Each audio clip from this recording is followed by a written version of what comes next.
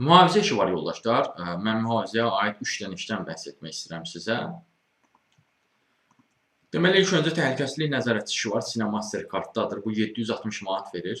1 ilə kimi iş təcrübəsi tələb edir. Orta təhsilli olmalısınız. Qarışıq qrafikdir yoldaşlar. Ayda 20-21 simeniniz, növbəniz ola bilir. Belə bir variant var. Bu bir variant idi.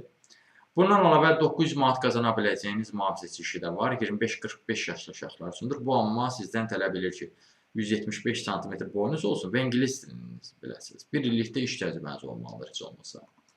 Digər bir variant da var mühafizəçi işi. Bu da rus dilini tələb edir. Bu da 600 manat verir.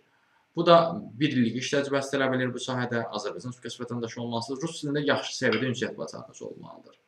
Növbəli iş qrafikına malikdir. Bu işlərdə müraciət etməkdə dəstəksizsə və ya digər işlərlə də tanış olmazsınızsa, ümumiyyətlə iş tapmazda çətinlik çəkirsinizsə, onunla bağlı əlaqə vasitəsinə mesaj yaza bilərsiniz. Siz bu videonu əgər YouTube-da görürsünüzsə, əlaqə vasitəsi profildə qeyd olun.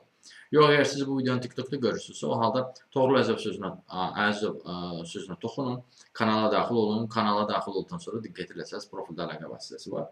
Həmin əlaqə vasitəsini götürüb mesaj yaza bilərsiniz.